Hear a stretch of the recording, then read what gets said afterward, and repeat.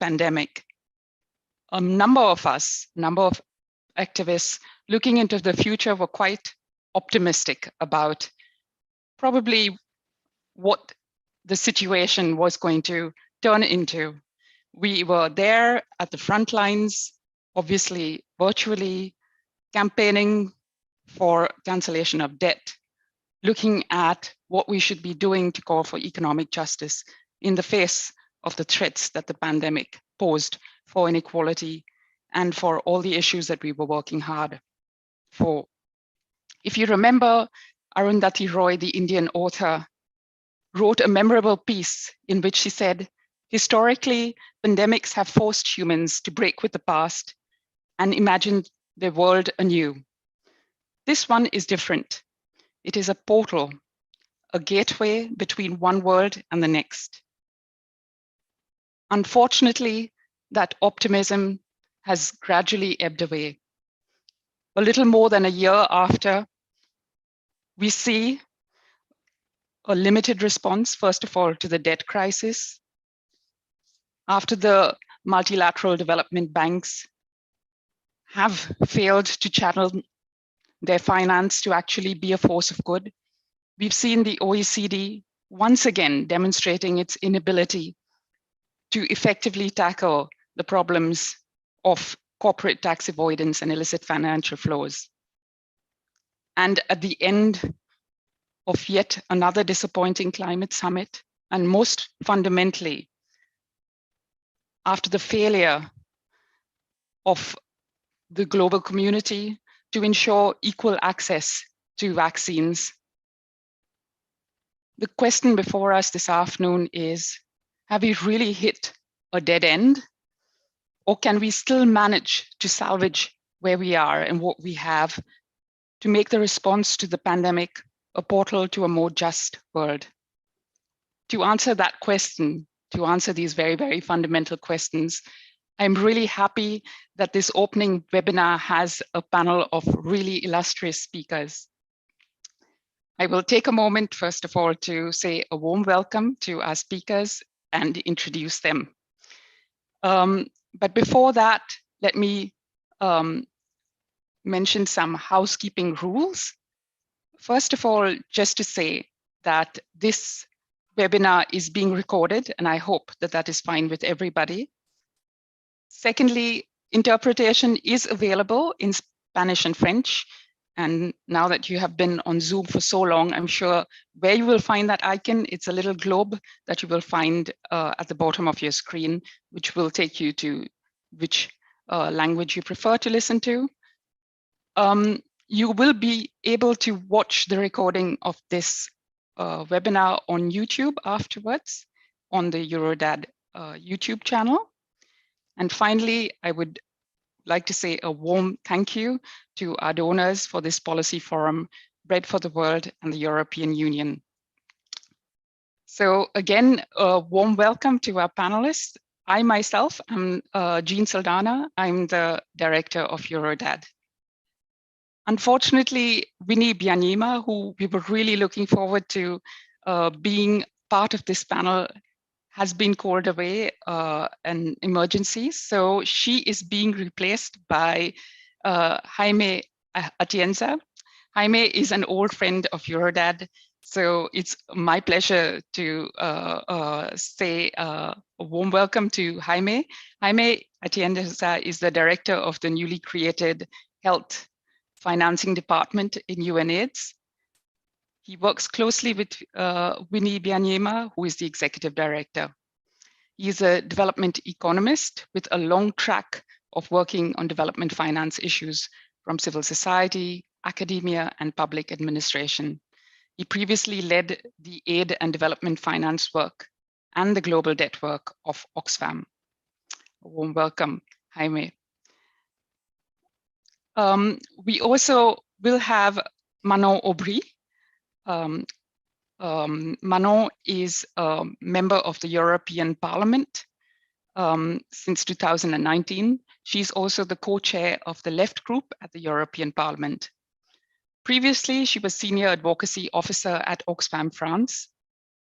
Manon is joining us today from the European Parliament in Strasbourg, and she will have to leave, unfortunately, at 3 p.m. for parliamentary duties.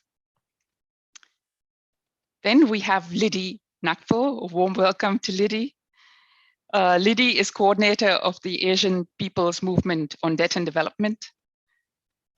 Obviously, Liddy is no stranger to our economic justice movement and to social justice at large and climate justice. She has been an activist for decades and a campaigner for economic, climate, and social justice internationally and also in her home country, the Philippines. Liddy is also a member of the Coordination Committee of the Global Alliance for Tax Justice. And last but not the least, we have Hannah Breinhold.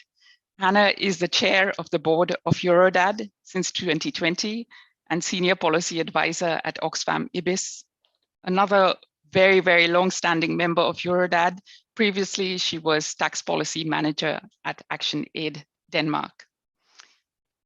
Once again, a warm welcome to Jaime, to Manon, to Liddy, and Hannah. So let me explain a little bit about the structure of the webinar. We will start with presentations from Jaime and Manon, and then we will open the floor for a few comments and reactions from the participants and the co-speakers. We will then move into the presentations by Liddy and Hannah, followed by a round of interaction between all the panelists. As a reminder, please submit your questions and comments through the Q&A box at the bottom of your screen. You can also vote for a question that has appeared in the box according to your preference. The questions are being moderated by my colleague Cecilia Gunda, who is our senior network or outreach coordinator at Eurodad, and I will be liaising with her to pick a few questions. Do keep your questions as brief as possible and do indicate in case you would have a preference for who would respond to them. Each panelist has around 10 minutes to make their opening remarks. So with that introduction, again, a very warm welcome, and I would welcome Jaime to make the first intervention. Jaime, the floor is yours. Thank you very much, Jan, and thanks to Eurodad for the kind invitation for Miss Winnie Byanyima. I have to say, we're like in an unfair situation because I've been upgraded to speak on behalf of Winnie, and you have all been downgraded to listen to me instead of Winnie. But as we have been long-lasting friends, and I know many of you, it's really my pleasure to join in this forum. And I had been preparing this closely with Winnie, so I hope to bring very much of her thinking into the session today. The first thing she was going to say was recognizing the important role of Eurodad, Afrodad, Latindad, and the Asians Debt and Development People Movement and other civil society actors in shaping a forward-looking agenda with progressive views, with actionable solutions, because that is still essential. It's true that we've moved from, let's say, hope into frustration throughout since the beginning of this pandemic, but it's true also that civil society has been able of bringing strong voices, clear paths for solution, and there are other forces that have not been in place to get us that far. But definitely that's something that needs to keep going. And as an introduction also to these short words, I would say that the reason why Winnie first and UNAIDS as an institution is looking at development finance with a strong perspective and betting on investing more in being part of the financing conversation, mostly to focus on AIDS, health, and pandemics, and what we call the enablers of these, such as education or social protection. Well, it's because initially, the first thing that was happening before we fall into COVID was that health financing was going down as a result of debt repayments going up. So this was already happening in many countries in the world. Similarly, we were seeing AIDS financing, so financing to end AIDS by 2030, flattening in many countries, and some donors also slowing down their contributions. it's important to mention that still each year around 600,000 people in our world are dying of AIDS and more of AIDS related diseases. And during the COVID disruption, we've seen some treatments being interrupted. We've seen less tracing. We've seen less capacity to detect where new threats lie. And as a result, we will see that an increase in cases, an increase in deaths, and we have to be very carefully and very tightly follow strategies to cope with this trend. It's a very risky trend. It will mean more people at risk. It will mean more cost in the future. So financing is essential, and financing for health, for universal healthcare, for AIDS specifically, for strategies against pandemics is part of the overall mandate that UNAIDS needs to take forward hand in hand with many other UN agencies, many other so-called co-sponsors of UNAIDS, and of course, civil society voices. And let me focus the core of what we're going to share with you today in things that most of you know, but I think it's interesting to look at it from a particular perspective. So if we look at vaccines, if we look at debt, and if we look at tax issues, we see that there is a shared pattern in how things have worked. And I think that answers a little bit to one of the questions that we were asked to answer. Why have things not moved in the right direction? What is the direction to take? Well, if you look at vaccination, we've seen that with a large public investment, vaccination has focused on rich countries, and has focused on being controlled by a small amount of private companies making massive profits. So that's a very short summary. Of course, we put some numbers, 6% of Africans, almost 6% of Africans, above or between 60 and 80% of Europeans, because we are in this European forum, is the contrast. And many of us being already called, and it's very difficult to say how I personally feel when I get called in to get a third shot in here, living in Switzerland, where I am now, while most of the people haven't received any shot, people that need it. We have seen also that 120 countries are supporting the temporary waiver proposed initially by India and South Africa that would allow for intellectual property rights to be waived, for knowledge sharing, as we are requesting also, to be broadly shared, but this is not moving, and it's not moving because of the blockage of high-income countries, richer countries, countries that are protecting companies in their territories, and that are not allowing in the end the people in the other side of the world to get their vaccination. This mix of vaccine nationalism and vaccine apartheid is what we have got in these last months, and it's a very tough development. That is why UNAIDS is a co-sponsor of the People's Vaccine Alliance that is precisely calling for the measures to correct this. And there's an important experience coming from the AIDS movement and the AIDS community, when after years of fight, finally it was achieved to get antiretroviral, so medicines to tackle AIDS at differentiated prices and at affordable prices in developing countries. It's this same path that we need to cover, but we need to cover it fast because it's urgent, and there is an economic implication, you all know, of course, in this policy forum. And it is that simply the crisis is going to be longer, harder, and recovery is going to be further and further away for developing countries if this doesn't happen. And that's another reason for concern and for our implication. The second point is debt. So we jump from vaccines to debt. Before the crisis, there are so many expert colleagues in this session. I don't want to go over it in depth, but before the crisis, we already were in a situation of debt distress, in a very harmful situation in a large number of African economies, and in also concerning situations in countries in different geographies, maybe not as widely extended, but there were a lot of widely worsening risky situations. Well, the COVID shock came. We were happy initially because we saw a fast reaction by the international community saying, hey, debt is a problem. It needs to be targeted. We saw the debt suspension initiative come through.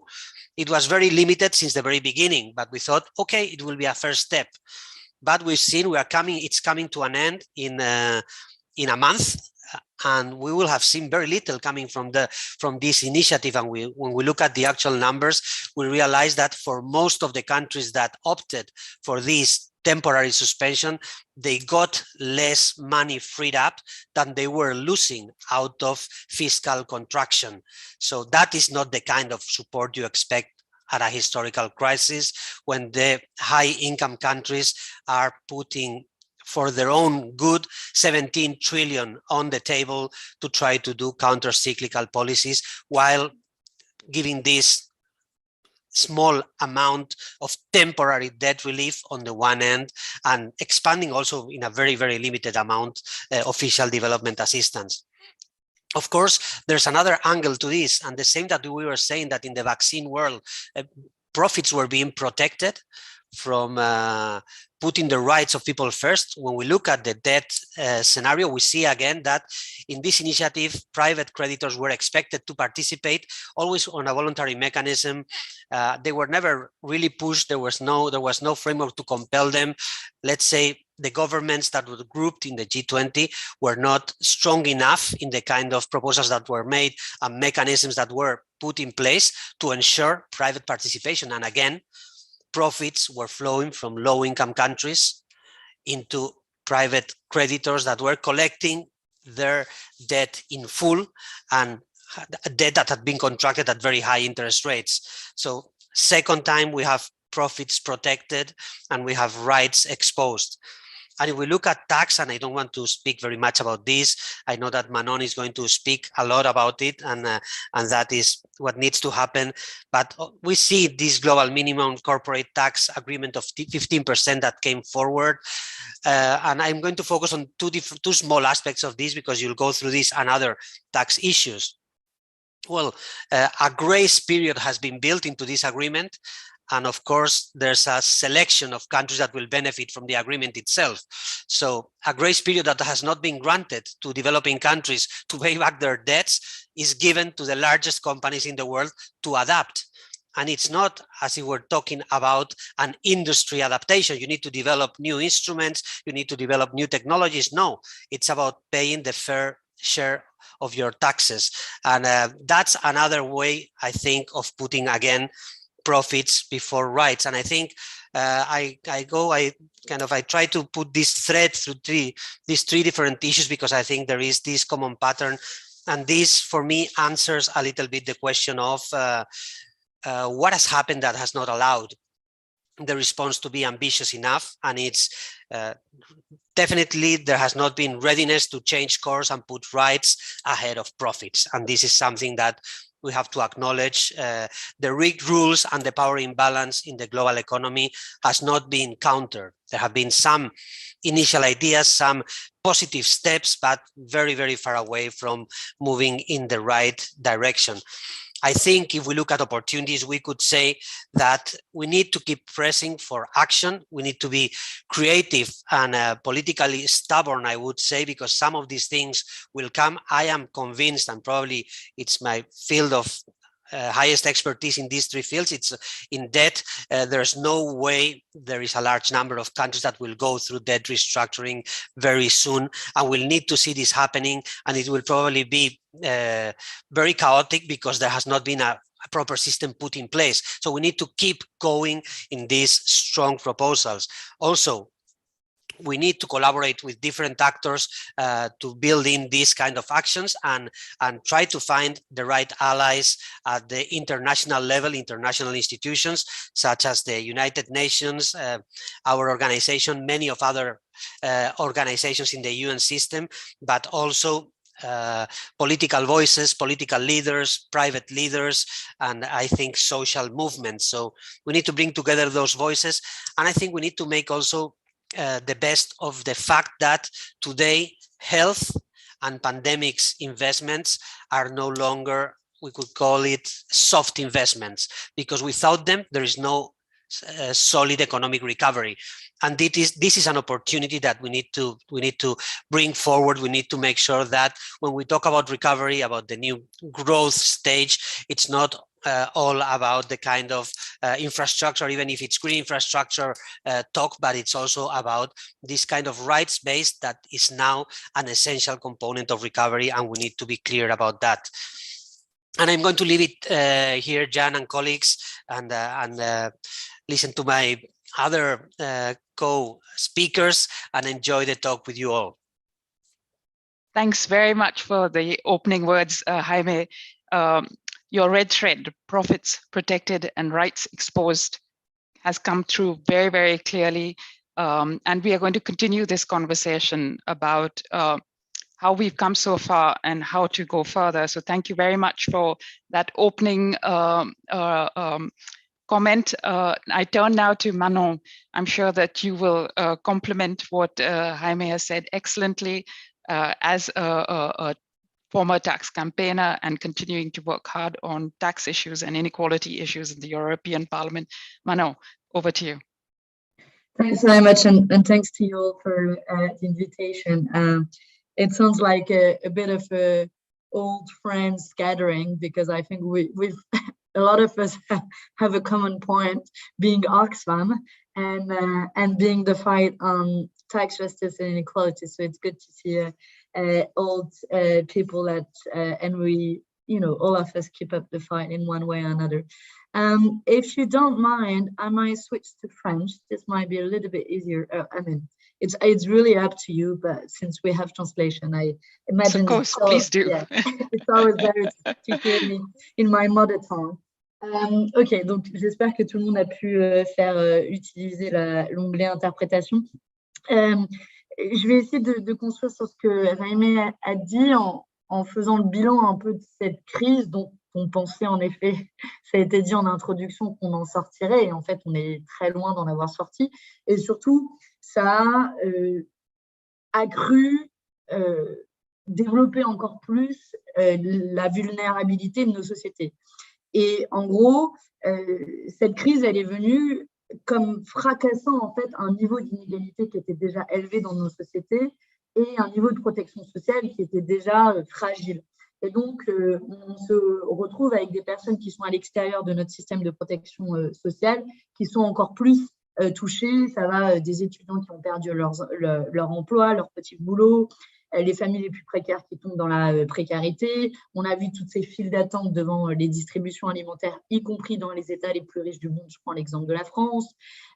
Les travailleurs les plus précaires qui sont licenciés, ceux qui avaient des contrats très courts et très précaires, qui globalement n'ont pas disposé de dispositifs d'aide, des métiers pénibles qui sont en première ligne et dont on voit à quel point ils ont été envoyés au front sans protection, les personnes isolées, sans domicile, l'augmentation aussi des violences faites aux femmes et des violences au sein des familles. Bref, la liste est longue. En fait, ça a vraiment exacerbé les vulnérabilités de nos sociétés en les rendant encore plus saillantes et encore avec des conséquences encore plus fortes. Et ça a été un peu la logique du chacun pour soi. Jaime a parlé de la question des vaccins, qui est assez symptomatique, mais ça commençait même avant. Cette scène complètement ahurissante littéralement de vol de masques, d'outils pour organiser la respiration sur les tarmacs d'aéroports.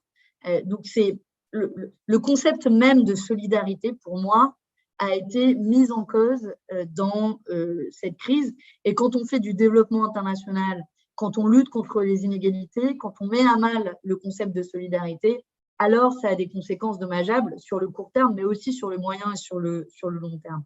Et surtout, quand on voit la réponse des États à cette crise, elle a été largement insuffisante. Alors, bon, je ne complète pas ce que Jaime a dit sur l'égoïsme absolument ahurissant sur la levée des brevets sur les vaccins. On a bataillé au Parlement européen pour essayer de l'obtenir. Au début, on était le seul groupe à le défendre. Finalement, on a voté une résolution à l'été dernier et la Commission européenne continue à ignorer cet appel et continue à défendre les intérêts des laboratoires pharmaceutiques pour ne pas lever les brevets sur les vaccins. Et aujourd'hui, alors qu'on fait face à la 5e vague, c'est plus que jamais indispensable si on veut vacciner la planète entière. Mais je ferme cette parenthèse pour me concentrer sur la réponse économique, qui est celle aussi sur laquelle j'ai beaucoup travaillé.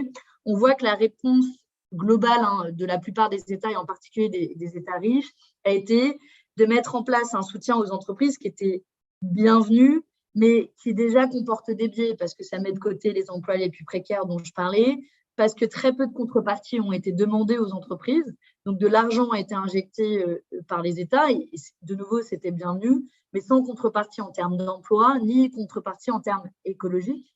Ce qui fait qu'on a énormément d'entreprises, et je peux prendre le cas d'entreprises françaises comme Sanofi, en plus, qui joue un rôle d'un point de vue médical, qui est censé développer des vaccins, qui n'a pas développé de vaccin, par contre, qui a trouvé 4 milliards d'euros à distribuer en dividendes à ses actionnaires et qui a licencié aussi, notamment dans son pôle recherche. Mais la liste est assez longue.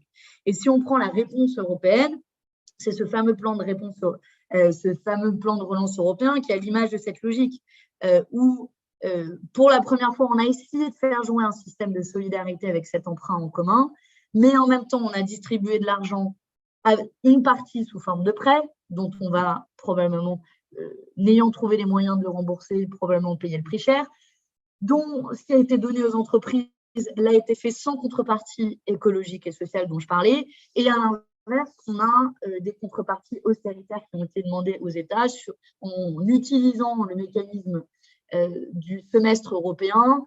Je prends l'exemple de mon pays, la France. En France, c'est la réforme des retraites et la réforme de l'assurance chômage. Donc, on va davantage couper dans notre système de protection sociale celui-là même qui est le seul à même de protéger de la crise que nous sommes en train de vivre.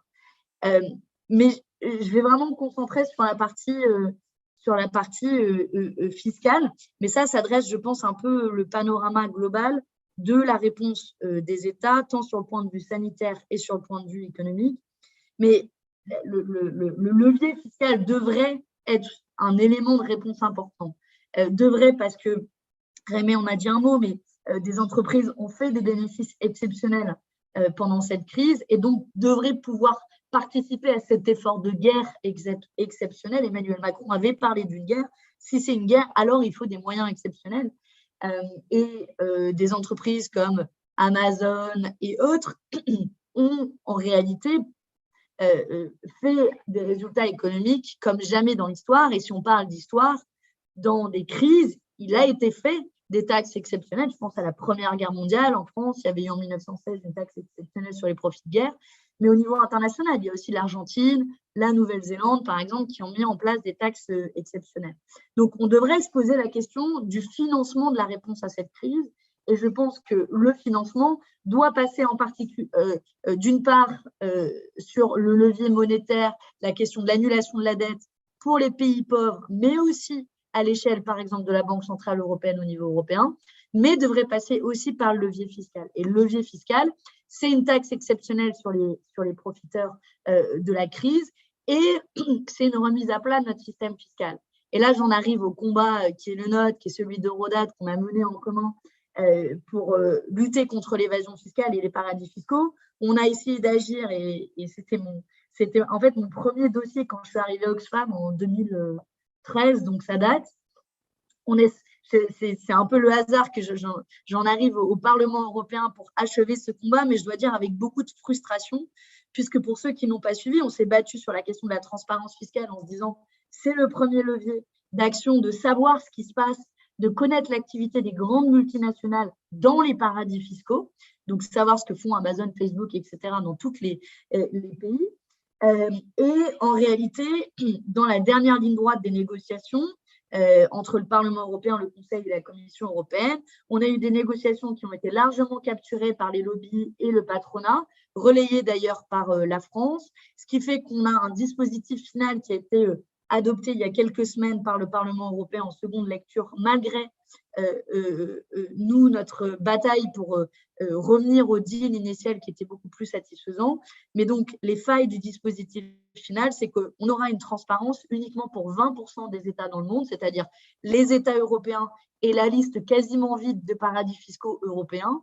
Et on n'aura évidemment pas ces données pour les îles Caïmans, les Bahamas, Jersey, Guernesey, la Suisse, Hong Kong. Bon, je ne vous fais pas la liste complète. Et donc, de toute façon, tant qu'on n'a pas cette photographie globale de l'activité des entreprises, pour avoir moi-même analysé les données des banques, qui est le seul secteur pour lequel on a ces données, je peux vous dire qu'on sera dans l'incapacité de voir les mécanismes de transfert artificiel de bénéfices qui sont ceux qui nourrissent l'évasion fiscale. Ça, c'est pour la transparence. Et ensuite, sur le taux minimum, pour compléter ce que Raymé disait, on a en effet cet accord international d'un taux à 15%, qui est déjà lui-même extrêmement bas, puisqu'il est à peine supérieur au taux de l'Irlande, qui est à 12,5%. En plus de cela, il n'enlève pas, je ne vais pas aller dans les détails techniques, mais des dispositifs d'exonération fiscale qui fait que on a un accord sur le taux, mais on n'a pas un accord sur l'assiette fiscale, qui fait que en fait, on peut réduire la taille du gâteau à taxer. Et puis surtout, 15%, c'est un encouragement aussi à niveler par le bas, dans un contexte où le taux d'imposition sur les sociétés a été divisé par 2 dans le monde en 20 ans. Et évidemment, Raymé l'a mentionné, les pays du Sud seront les plus grands perdants de cet accord au niveau international. D'ailleurs, au début, ils ont été mis au banc des négociations internationales au sein de l'OCDE. On les a récupérés dans le processus BEPS, mais manifestement n'ont pas été entendus puisqu'ils défendaient au moins 21%. Nous, on défend 25%, qui est un taux, par ailleurs, qui n'est pas scandaleux, qui revient à ce qui s'est fait dans l'histoire et qui fait éviter, évidemment, de faire payer à des formes de taxation plus injustes, du type la TVA, qui, elle, n'a cessé d'augmenter dans le monde, les taxes à la consommation, et qui sont payées par les ménages les plus pauvres. Et donc, au final, on a un taux au rabais qui ne rapportera que 98 milliards d'euros à l'échelle du continent européen, par exemple, mais avec 25%, ça aurait été près de 3 fois plus, 286 milliards d'euros. Alors, qu'est-ce qu'on fait maintenant pour conclure et comment on sort de cela avec des perspectives, y compris positives, parce que je vous ai peut-être un peu déprimée. Moi, je reste une activiste, malgré ma position du Parlement européen, et convaincue que les combats peuvent être gagnés. Ils peuvent être gagnés parce que, quand même, dans cette crise, il y a eu un consensus sur les conséquences des politiques d'austérité qui ont affaibli nos systèmes de protection sociale, notamment notre hôpital public. Sur le continent européen, c'est des recommandations sans cesse de la Commission européenne pour couper dans les dépenses publiques en matière de santé. On a vu la conséquence. Et ce qu'on a vu aussi pendant cette crise, c'est que ce qui fonde les dogmes même du libéralisme européen, c'est-à-dire le semestre européen qui organise la gouvernance économique européenne et l'austérité, l'interdiction d'aide d'État pour venir en aide à des entreprises dans des secteurs stratégiques et notamment dans les secteurs écologiques, tous ces dogmes-là ont été battus en brèche parce que ces règles ont été suspendues jusqu'à au moins 2023 et donc offrent des opportunités de remettre ces règles sur la table et ça fait partie des combats que nous allons mener. Ensuite, sur la partie fiscale, moi, je reste convaincue, et c'est la bataille qu'on mène aussi à l'échelon franco-français, qu'il faut des éclaireurs. Et que si on a été incapable de se mettre d'accord sur un taux d'imposition à 25% à l'échelon international, alors il faut mettre en place ce que Gabriel Zucman propose, qui est un déficit fiscal, qui est une forme d'impôt universel, en disant si les autres ne récupèrent pas cet argent perdu, nous, on récupère l'argent perdu à l'échelon national parce que les administrations fiscales disposent de ces données depuis l'échange automatique d'informations. Elles ne sont certes pas publiques, mais les administrations fiscales en disposent et donc on peut récupérer cet argent en calculant le manque à gagner entre le taux d'imposition effectif de l'entreprise au niveau international, le taux d'imposition que nous voulons mettre en place, c'est-à-dire 25%, à partir des données sur l'activité économique réelle des entreprises, puisque, je le redis, les administrations fiscales ont ces informations. Nous, c'est ce qu'on va essayer de mettre au cœur de notre campagne présidentielle en 2022, mais je pense qu'il faut une coalition de personnes dans le secteur politique, le secteur associatif, pour dire en fait, ne vous arrêtez pas à ce plus petit dénominateur commun, parce que sinon, à la fin, ce sont des recettes fiscales dont on va se priver à l'échelon national, à l'échelon européen et surtout à l'échelon international, dans un contexte où les États du Sud sont les premiers à payer la note des pratiques d'évasion fiscale et sont les premiers à avoir besoin de recettes, tant pour faire face à l'urgence sociale, mais aussi pour faire face à l'urgence écologique. Et je fais lien avec l'échec cuisant de la COP26 à Glasgow, notamment sous toute la partie financement et pertes et dommages, puisque les États du Sud, alors qu'ils sont les premiers à subir les effets du changement climatique, les États riches, de nouveau, font preuve d'un égoïsme coupable, puisqu'ils sont eux-mêmes responsables du changement climatique et ne veuillent pas assurer le financement pour les États qui en payent le prix, et en particulier les États du Sud. Voilà ce que je voulais vous dire pour essayer de nous donner des perspectives d'action commune, en espérant, quand on pourra y compris se retrouver en physique, qu'on puisse on puisse continuer à avoir des éclaireurs qui puissent dire on est prêt à aller plus loin que les accords à minima à l'échelon international. Et moi, j'ai la conviction que ça peut entraîner dans notre sillage d'autres États avec nous et renverser ce cercle vicieux par un cercle vertueux.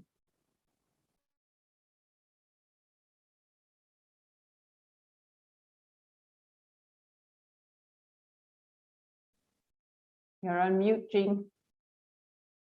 I was on mute. Thank you for pointing it out. Thank you very much, Manon, for your intervention, ending with a strong invitation for joining together to work on the issues that are very much on our agenda, and still, unfortunately, we do not have an adequate response to them. A warm invitation to our participants to drop your questions or comments into the Q&A box. I will first turn to Lydie or to Hannah. Do you have any thoughts at this stage? I had one question, actually a couple for both of you. I think the red thread that ran through both your interventions was that one of the fundamental issues is that many countries are not on the negotiation table, whether it is about vaccines and access to vaccines, whether it is about negotiating tax rules. The fundamental problem is about global governance, and that was one of the questions that we wanted to discuss with you today. We are where we are. As you said, Jaime, we are looking at a situation where many countries are turning, of course, already in debt distress and turning into a debt crisis, and we will see very untidy, unruly situations of unjust situations of debt restructuring, unfortunately. We've also had the unfortunate kind of decision by the European Parliament also on transparency, which is not going to contribute to us being able to have access to the level of information that you mentioned, Mano. So looking ahead at 2022, we are at the end of 2021. Looking ahead, what do you see as opportunities to address the situation that we are in this not very promising or global governance reality that we are in? And particularly on, I suppose, tax and debt issues, these being, I know, each of your kind of main expertise areas. What specific opportunities to work together? Jaime, maybe we'll start with you. Yes, thanks for that question, Jan. And I think it's the question we so many of us and so many people concerned about the length and the depth of the crisis in the developing world are looking into, because it's all about how to ensure that there is finance flowing into countries, and that can happen either through tax collection or through international flows, or allowing for larger fiscal space, in this case through debt. So you can use new debt, and our higher income countries and emerging economies have taken in new debt in large amounts We'll see how that turns out for some countries, but in general, that has been good. They have been able to protect their people and their economy, but lower income economies, and particularly African economies, have not been able to do that. They have needed to rely on money coming from the international financial institutions, and we are seeing that we are not seeing enough money flowing in terms of in grants, and we need more grants. We are seeing money not being as concessional, and we need money to be more concessional, and we need the priorities to shift. I was mentioning in my first intervention that there are certain investments that we could say have been considered in the past as soft investments. So investments that do good for the people tend to be soft. Investment that create profits for the economy tend to be considered hard and not really rightly evaluated. I think now there's an opportunity to say we need to ensure that new investments flow to these other sectors, that the creativity and the kind of protection through different financial mechanisms and instruments goes to protect these social sectors that are essential for recovery too. And I think there is an opportunity in that field. There is a lot of work to be done, and there is a lot of interest, I think, worldwide. I would say also in the European Union, in finding what are paths towards a more stable recovery. If we look at the debt, specifically at the debt overhang that many countries are in, I think I don't see immediate good news ahead of us. We have to see what happens. We know that next week there is the FOCAC, the Forum of Cooperation between China and Africa. We've heard that there is an opening for debt relief on demand. So again, we are going to a case by case, not to a rights-based approach, but to a case by case. But this happening on one side, and this very inadequate and ineffective for the moment system called the Common Framework is not bringing concrete results. But I think, and this is what I say, being able to talk as probably many here, to people that are insiders, that are in financial institutions, that are closely working with governments, that there is a shared thread of thinking that says there is going to be a big problem. How are we going to go about it? The Common Framework has taken, I don't know, I can't remember now, 7-8 months to reach no results for 3 countries. What happens when we have to look at 15 or 20 countries that are under severe stress and we don't have a response? There has been, of course, a very strong push historically by the civil society to set up a fair mechanism, a fair system to process debt crisis, and that is a fair system that has been passed through the United Nations, has been supported by a majority of countries. That I think is an avenue to explore, because we will need a system, and probably in the short term will still remain in the more tactical field of how to exhaust the options that these new instruments bring, that were designed, but they are not bringing the results. So we'll need to move beyond those. And I think we need to be ready for those solutions. We need to be eager to push for them and eager to jump in and participate. And I think that is something that will come forward in the near future. And I think that's where I can see the openings. And of course, there's this very close connection with the tax conversation that Manon will speak to. Because, as I say, money is either going to come from debt relief, from new taxes, for economic recovery that brings better income for countries. But hell, economic recovery is being slowed down by slow vaccination. So we are caught in a circle that does not allow countries. So how to provide that financing in this period is going to be critical. And we have to see what happens in the international taxation, and also how tax reforms that are national, that are slower, get started, not because we can do them tomorrow, but because we need results in years' time, and that needs to be harvested. And I think those are avenues to keep working on. Thanks very much, Jaime. Over to you, Manon. Yes, thanks very much. I will compliment on the tax aspect. I mean, you're totally right, first off, to raise the issue of global governance, because precisely the core of the problem is that the ones that are around the table are not necessarily the ones suffering from the decisions that they're taking. And this is true on climate change. This is true on tax issues. A good example of this, by the way, is following the last Pandora papers. 2 days after the scandal broke, there was, I mean, it was just a coincidence, but it was the date when they did update the list of tax havens. And if you look at who was around the table, well, who's around the table to decide is the minister from the Netherlands, Minister on Economy, Finance and Economy, I think. And his name, did drop in the Pandora papers.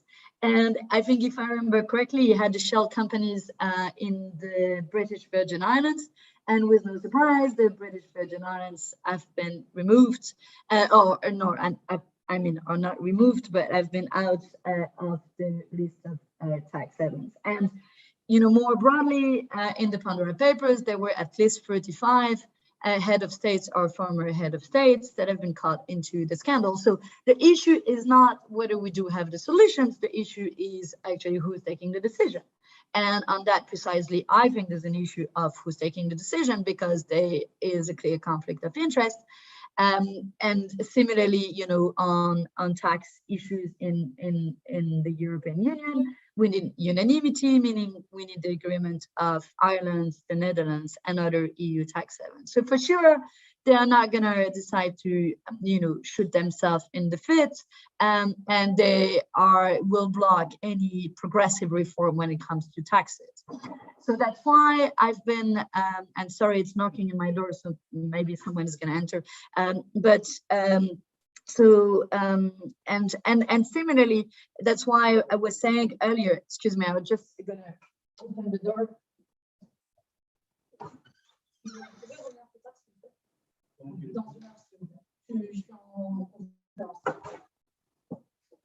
Sorry about this. So that's why I was speaking earlier that we need first movers, and we need states that go beyond that global consensus, because I don't think you're going to convince tax havens to actually change the system. There needs to be some states that actually do start and do show the way. So that's one thing. And the second thing I wanted to say is there will be upcoming opportunities, including, so we're waiting for a tax package from the EU Commission that will be released on December 22nd.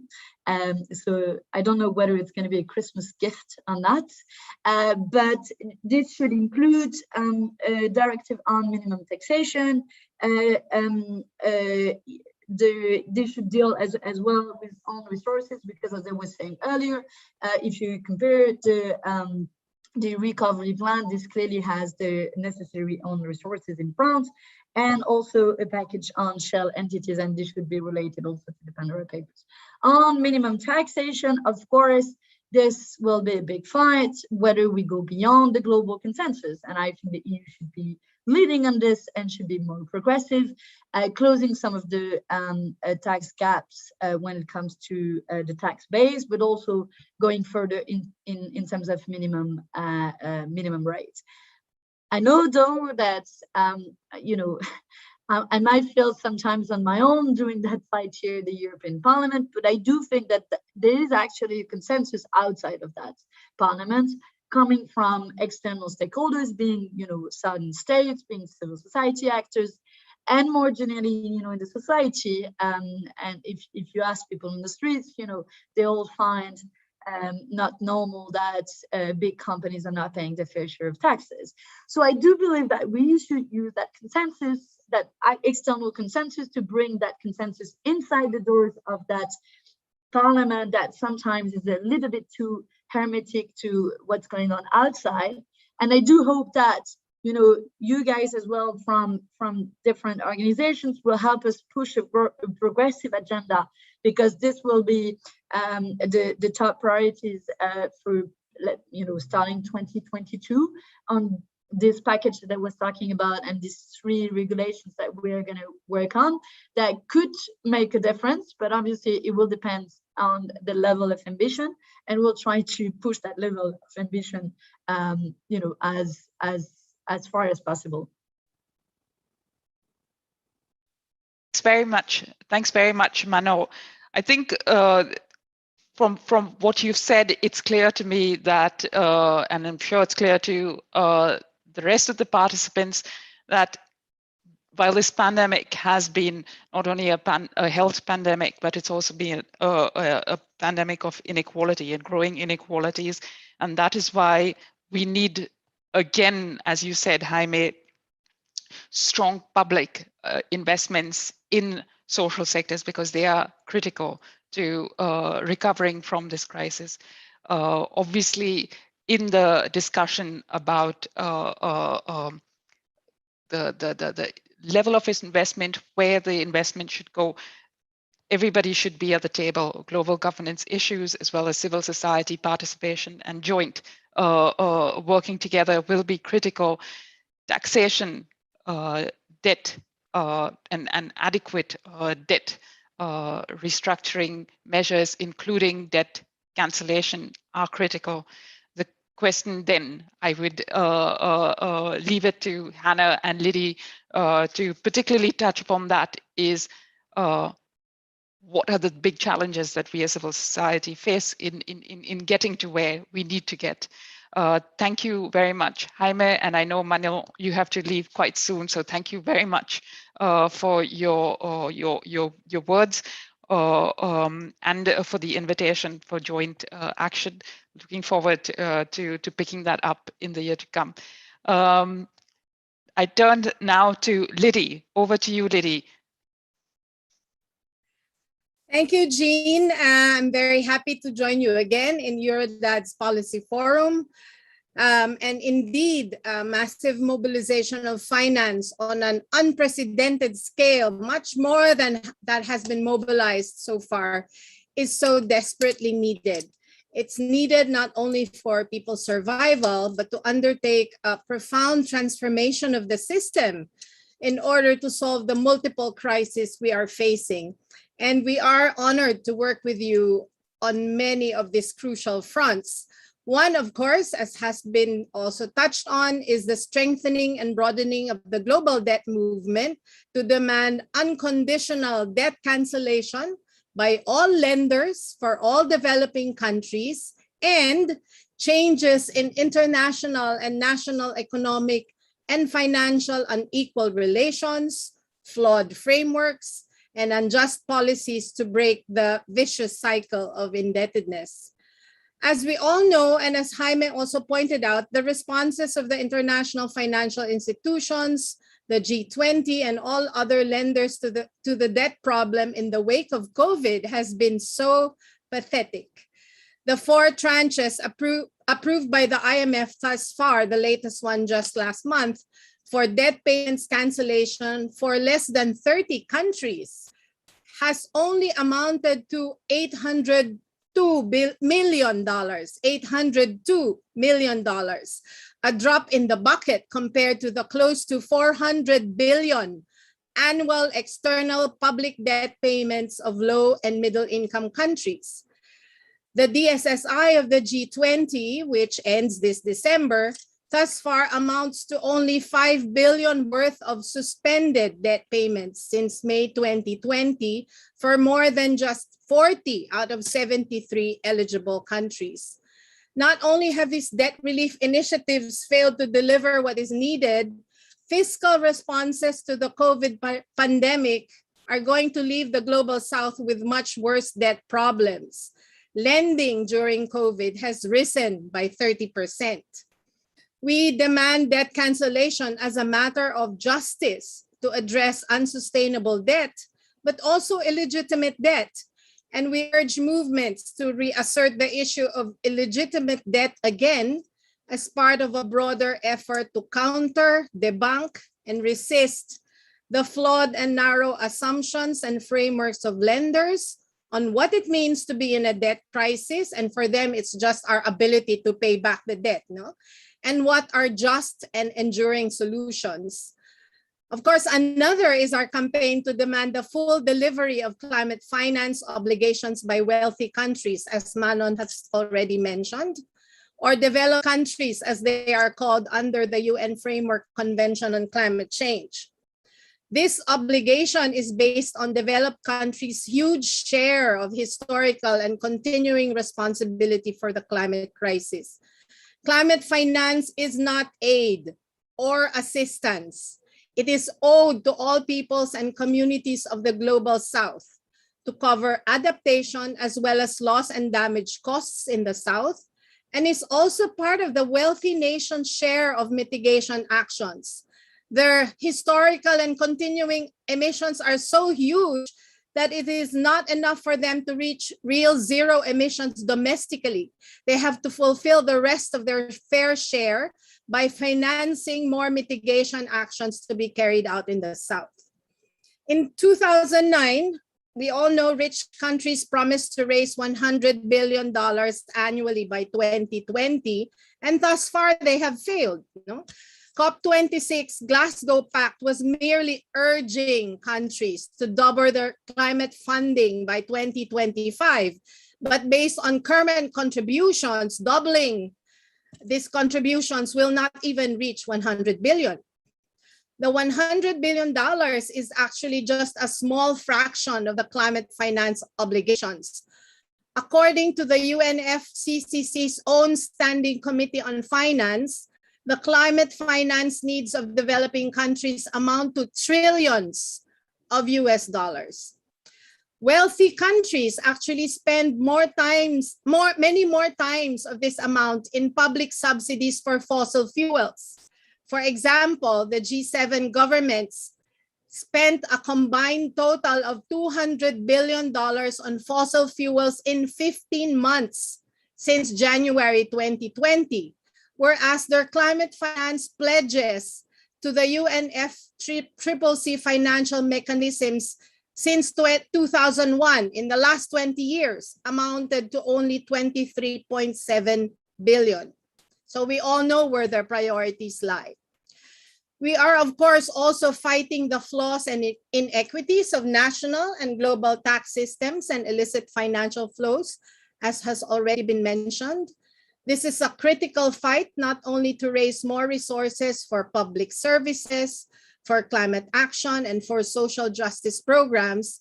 It is also a fight to reduce tax burdens and biases against workers, the poor, women, and to stop the tax abuses of multinational corporations, many of which already cause other major problems in our economies. Right now, as already also mentioned, we are in the middle of a fight against the OECD G7 G20 tax deal, which favor multinational corporations and elites. A minimum corporate tax rate of 15% is well below the average corporate tax rate in Africa and Asia. Further, the formula for the allocation of tax revenues favors wealthy countries over the Global South. Together, we are not short of clear policy and structural alternatives and proposals for both immediate reforms and strategic changes, not just on these finance issues, but on many other related fronts like trade. What we need to work on more is our power, our strategies, and our actual efforts. A most critical lesson from the climate crisis is that we do not have much time. Whatever we have been doing to build power and to fighting for immediate as well as strategic changes have to be scaled up in scope, intensity, and speed. As we challenge our governments to shift away from business as usual and be swift and ambitious in their climate actions, we must also challenge ourselves, our organizations, and our movements to be more bold, daring, ambitious, and work harder and faster for social change. This involves changing the balance of power, the relations of power. As part of the realities we face is that those in power today are the very ones who benefit from the system we seek to change. Thank you. Thank you very much.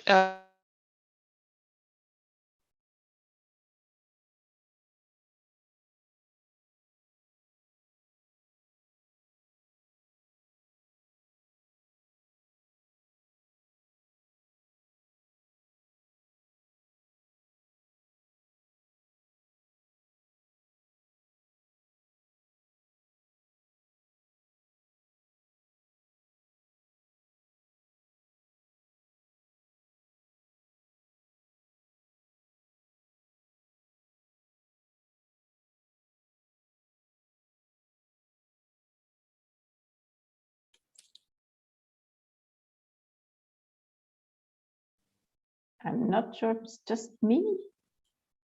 All right, I think I lost Jean somewhere along the way. I don't know if everyone else did too. I think I did lose her as well, Hannah.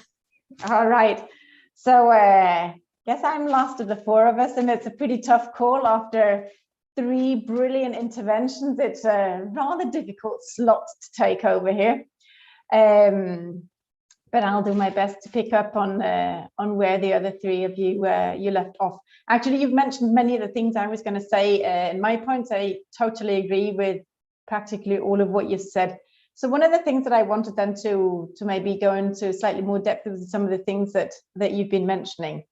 We've talked quite a lot about tax, and I agree that we need more taxes, we need greener taxes, and we also need to make sure that they're progressive taxes. So exactly as you said, Liddy, that we do not end up with taxes that hit the poorest the hardest and are unfair. So that's certainly very important. Debt, I think we've talked a lot about that, but I also wanted to kind of, I think we've alluded to this as well, but there are so many connections between tax and debt. If countries are super indebted, well, there's no point in, well, I guess there's still a point in collecting your taxes, but it will just go into filling in a big black hole. And Jaime talked a lot about the debt crisis and the fact that countries are, like, I think it was last year we had 64 countries paying more in debt servicing than they could pay for their health services. This year we see similar figures where we have 34 low-income countries paying 5 times more in debt servicing than they're able to pay for climate change. This is coming out of Jubilee debt and their brilliant work there. And whilst on the climate finance issue, Lydia, you were also talking about this, about the way that the rich countries have in no way lived up to their pledges, where we were supposed to have paid 100 billion collectively per year by last year. We're still not there. So rich countries actually have a climate debt. And just to make it even worse, many countries are doing what they call greening. And I'm going to take my own country, which is Denmark. I should say, which is where I'm based here. So Denmark, like many other countries, doing what we call greening of the ODA. So that means that basically our climate finance is taken out of our ODA. So despite Denmark being one of the 4 countries living up to 0.7% of ODA that we pledged back in 1970, what we are doing there is we're taking part of that and actually double labeling it climate finance. We did some work in Oxfam last year, a climate finance shadow report, and in this report it showed that only about 20% of climate finance is actually given as grants, with 80% given in what either loans or in other non-grant instruments. And if we think about it, I mean, however concessional a loan is, it's still a loan. It needs to be paid back, and it usually comes with interest as well. So just to kind of make it just makes it even worse. And just on the ODA there, we've also seen, I just mentioned, there are 4 countries currently living up to this pledge given 51 years ago. Not impressive. And some countries have been pulling out. UK, for one, has pulled out most recently, claiming, and obviously, I think most countries have been in a tight spot due to Corona and the COVID crisis. That's clear. But some countries were better equipped or in a better position to deal with it than others, and the rich countries have definitely not been pulling our part, and we haven't shown the solidarity that we should have been. So in short, like the title of this whole webinar was, is it a portal or is it a dead end? Well, I think we've already concluded it's not a portal. What it is probably a magnifying glass showing the problems that we were already facing globally, and they've just become even bigger, even worse. We have greater inequality than we had before the crisis. And I would say also, I think this has been touched upon as well, like we even have some of the what we term pandemic profiteers, where we've been able to show, Oxfam and others have done work on this as well, that in fact there is money out there. Billionaires have been making huge piles of money while so many people have been losing their jobs, struggling to make ends meet, and we've had so many fatalities as well. So this is terrible. So when we say there's a crunch on finance and it's difficult to raise money, yes, but there is money there, and how do we make sure that that is shared in a more equal way, instead of going only to what is often rich white men who are the shareholders of these large companies. So how do we make this, how can this profit be shared in a more equal way, in a more fair way? In a report that we did last year in Oxfam, we had some research saying that there was some estimates, and we had some estimates that said that that 17 of the 25 top profitable US corporations were estimated to make an extra $85 billion US in 2020 than compared to the year before. And that, in fact, that profit could have paid at the time, it could have paid for tests and vaccine for the entire world. I mean, this is crazy. So there is money there, but it's sitting in the wrong places. It's just sitting. So there's definitely something there sort of on that perspective that there's money there. But it's not. It really is for profits. Profits are protected, as you said there, Jaime, whereas people's rights are being violated. So that was just one thing also that I wanted just to focus on then. And how is it that we end up in a situation like this? So, okay, fair enough. Why have countries not done something about that? If money is out there, why is it sitting in the pockets of a few people? Well, all countries, I think, found themselves in a tight situation. We weren't equipped, we weren't ready for it, we hadn't seen this, and this comes both from the rich countries and the poor countries' point of view. But that is no excuse for not acting and not acting in solidarity and not actually doing something about it. And then we have all the pharmaceutical companies, and they too have, some of them have been very quick at seeing and seizing an opportunity to make more money. As I just mentioned before, some of them have made a terrific amount of money. And there's probably been some lobbying from their point of view as well, because I think you mentioned this at the beginning as well, Jaime, that one of the things that we could do is like we could lift the patents, and that would help production of vaccines. Others could reproduce them. I think we've seen this earlier on HIV/AIDS medicine. That once we lifted the patents, you found that prices fell dramatically. So I think we had a figure that's saying that it used to be like $10,000 to $15,000 per patient, and now it was down to $300 per patient due to the pressure from generic competition. So that's just something to keep in mind there, that things can actually really change if we put our minds to it. And why don't we get there? I think probably there's the countries have not been pushing hard enough for this, right? And there's probably a national interest there too. Pharmaceutical companies, and probably the others too, are worried that if we start lifting patents on certain products, maybe it'll spill over into their products. Maybe they won't be able to keep their patents, and product prices will fall, or maybe they can't make the same money on it. So that was certainly one of the things that. One way to look is, as we've talked about before, is lifting the patents and working on this.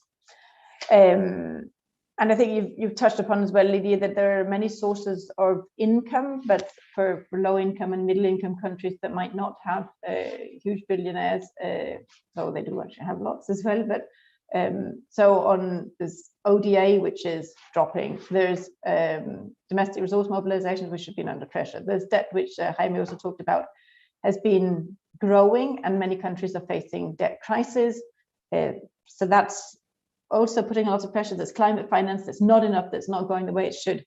So there are very many problems and challenges that we've touched upon here, and also solutions, as the rest of you've mentioned. Lydia, you talked about the debt cancellation, which I couldn't agree more.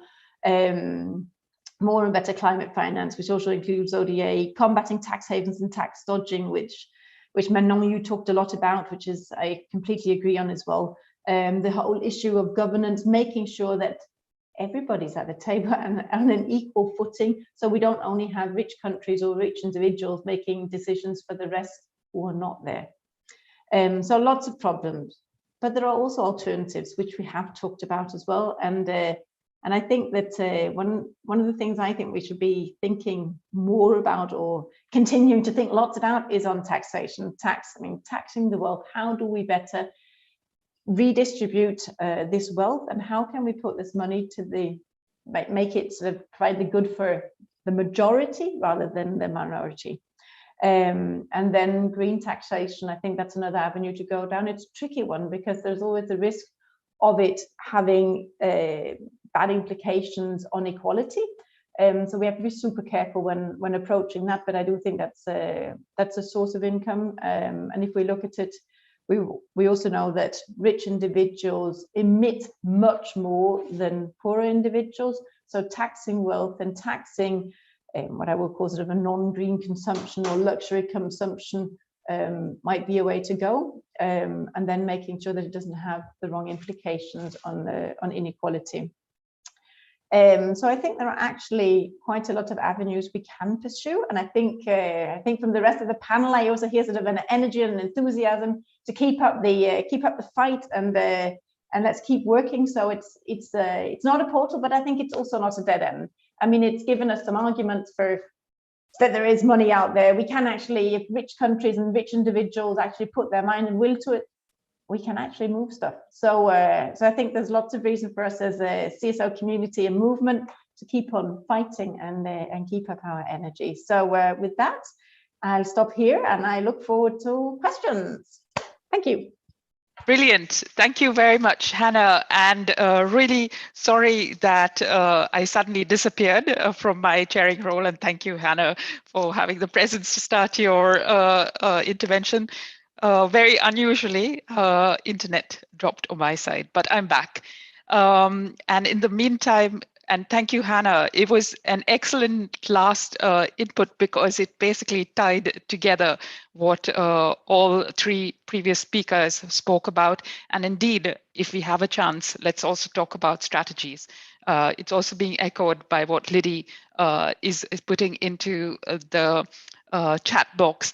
But we do have two questions. I will read out both questions. The first one is from Bodo Elmers from Global Policy Forum, and it's for Jaime, I believe.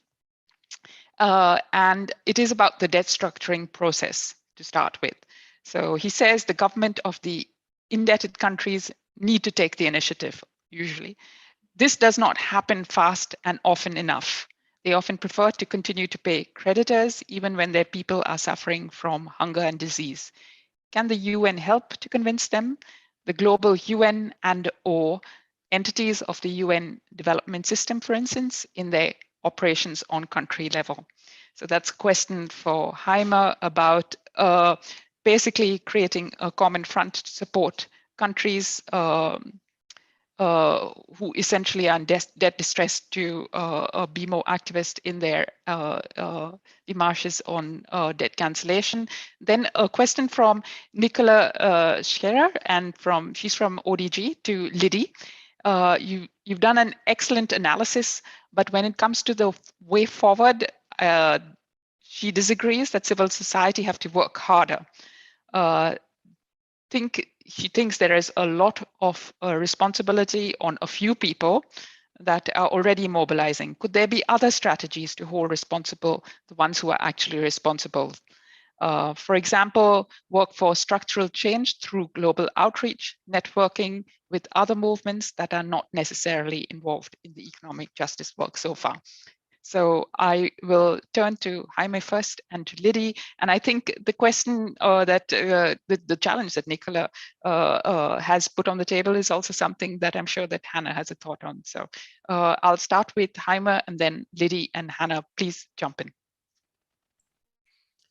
Well, thanks Bodo for that question. And I cannot really answer with full knowledge, as you know, I'm jumping in to understand the UN system. I'm recently working only from one agency that has tight relations with a few other agencies, but let's say I'm looking at this from our corner.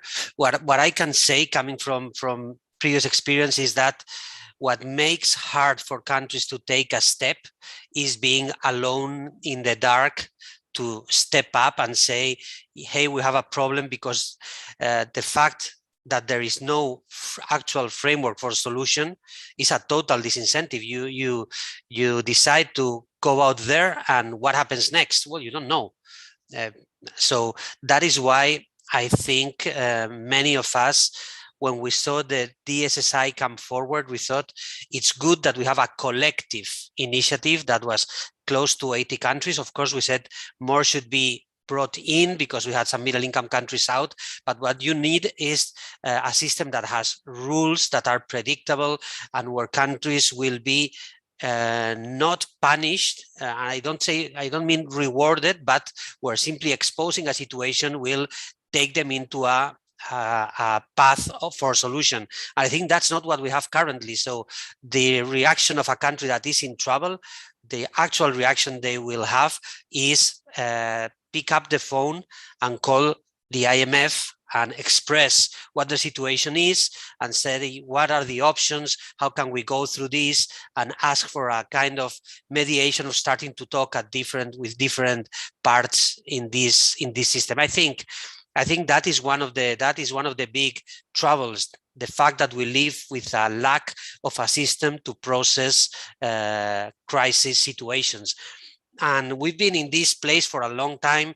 We know that when it comes to actually processing crisis, when we passed through after HIPIC, that was a mechanism that it provided a lot of debt relief, but we need to remember it provided debt relief to a small amount of countries, and it took between 6 and 9 years for most of the countries to go through HIPIC. So imagine if we start a HIPIC now and we get results in 2028 for countries after like a long track of effort. So we need things that need to happen faster, need to be rules-based, need to be transparent, and where countries feel reassured that if they decide to say we have a problem, they are not going to be punished. And I think that is not currently the case. And that is why, if I have to try to answer your question, it's not a matter of encouraging one country specifically of going forward to take a stance and say we are going to stop paying, because it has to be a collective action that calls into that. We need a proper system, and I think encouraging to have a proper system in place is a must, because that is the way that having that, it will allow countries to safely say, I demand and I want to go through this system. So that is what we don't have yet. What I think is that because we are seeing this very constrained financial situation of many countries, there are more options of collective action, but it needs to be a group of countries saying this is the kind of solution we want. If those that are providing solutions, that for the moment have been the G20, again, it's a group of 20 countries. So it's not, and it's a group of 20 countries that have solid economies, even with some troubles. So those are not the ones that they are not the big stakeholders of this. It's the other countries that need to help build alternatives, and they face this trade-off of the pain of going through a process of debt treatment without rules. That is what happens actually. So ensuring new financing, new grants, better financing. Lily said debt cancellation. Many countries did not need debt cancellation. Of course, they do need them, but they don't have like a forum where they can claim this is what we need and this is what we are going to do and this is how we'll impact positively to our people. So we need to work in that direction. That's what I can answer, and sorry for not being as kind of straightforward to your great question, Bodo. Yeah, absolutely. I think that is a very, very interesting question, and totally, I think the first instinct of many countries is to call the IMF, and we know that the IMF is led by countries that do not feel the pain of having to deal with debt distress and debt crises, and essentially the need for a mechanism in which essentially people who do feel the pain can have an equal say to those who are currently calling the shots in terms of power on debt restructuring decisions. That's what's needed. That's why we call for UN mechanism, as we know, as you know, a rules-based, predictable, as you say, effective crisis mechanism on debt restructuring issues. Lydie, you've already started sharing your thoughts on the chat box. Yeah, on Would the you chat. like to elaborate on that? Go ahead. Yeah, when I said we need to work harder, it's not for us to do the work of the governments for them. No, it's precisely to work harder so that it's not just the people that we have today that are mobilizing. We need more people that will mobilize, or we need more people that are being involved in this kind of work. We need people to work harder to do these strategies that Nicola have mentioned in the chat. For instance, reaching out, the public outreach, doing the networking with other movements. That's the kind of work we need to be doing more of. And, you know, we can't get away from the fact that whatever strength that we have today, which is, I think, considerable because we've managed to make a lot of important gains in the last years, is still not enough to make the changes we want to happen. So we need to work harder and faster precisely on those strategies and many other strategies that we already know. No, we've known for some years. I don't think it's a lack of ideas in terms of strategies. It's just that for them to actually be real, we need to make them happen, work harder to make them happen. And including, maybe to just add to what Jaime said, in addition to exploring how the UN system can help build the political will among the Southern governments, we in the South have to work harder to compel the governments in our countries to have that demand for debt cancellation that must be put on the table. We need to reach out to them because we know that in these international forums, we can only do so much as civil society. We need to compel our own governments to do more. Thanks very much, Liddy, and over to Hannah. Thank you, and thanks for your great interventions here, two of you, Jaime and Liddy, and good questions as well. I just wanted to follow up on your point, Liddy. I think one of the things that we also need to do is connect the dots. So we've already talked about, and I think it's come out in this conversation as well, that when we talk about debt, there can't be, and climate, I think one of the things that we need to do is also what we're already doing is trying to connect some of the dots. So trying to connect the climate work with the debt work. There cannot be climate justice without debt justice. We have a problem around tax justice and debt justice as well. If debt is swallowing up all of the money that countries are collecting in tax, or is being swallowed up by tax havens, then there is no money to pay for the public services that we all need. There's no way that countries are going to reach the SDGs.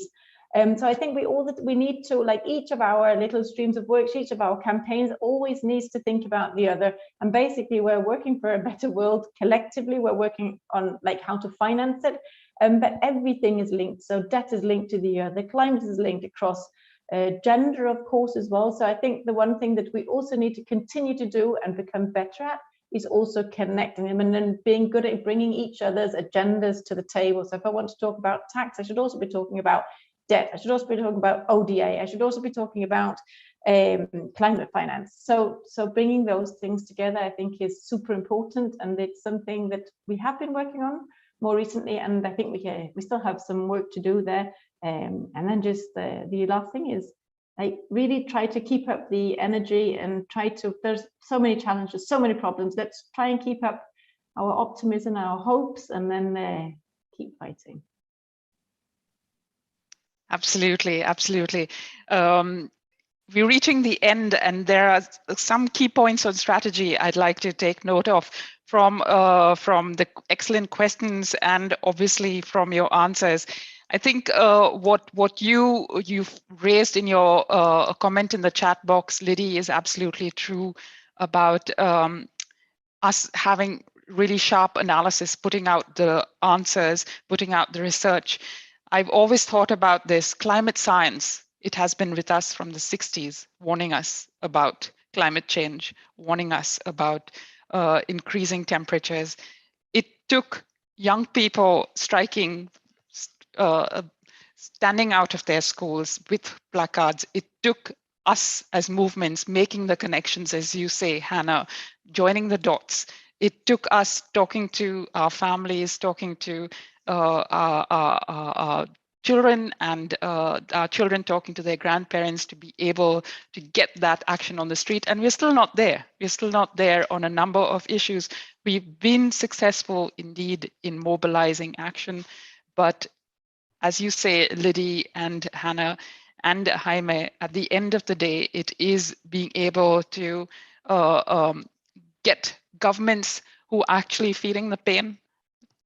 First of all, to create the kind of global governments we need to be for them to be able to, with confidence, raise their issues, for them to first of all have a place at the table, and for them to be able to know that they can make their concerns public, and action will be made without, for instance, credit rating agencies downgrading them, without donors in one way or the other penalizing them with reduced support. I would not, I hesitate to use the word support, but the climate finance or the development finance that they actually are entitled to because of historic issues, because of the emissions, historical emissions that industrialized are responsible for. So I think it is, on the one hand, a global governance fight that we have to continue to ensure that the spaces at the level of decision making are adequate, and on the other hand, indeed, joining the dots, making sure that our strategies are not just putting out the smart proposals, but also ensuring that they get heard and they resound with our families, with people on the street, with workers, with women who ultimately are, as we know, and particularly during the pandemic, facing the greatest brunt of the current crisis.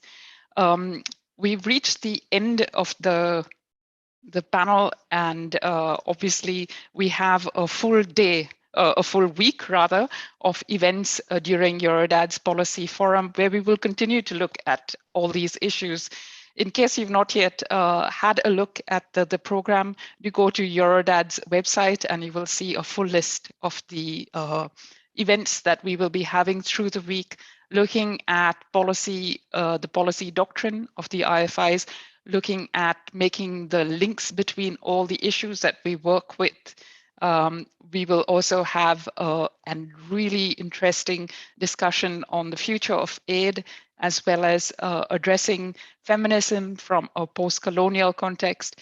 Really interesting and excellent events with very, very engaging speakers. So I do invite you to register and be part of the conversation. For now, I would say a warm thank you to Jaime for coming in last minute and replacing Winnie. Do give her our regards. Liddy, thank you so much. Hannah, and obviously also Manon, who is right now probably in a busy meeting in Strasbourg. Thank you so much to the participants, as well as to the interpreters who've done a fine job ensuring that this conversation is accessible in other languages. Thank you and goodbye. Bye-bye.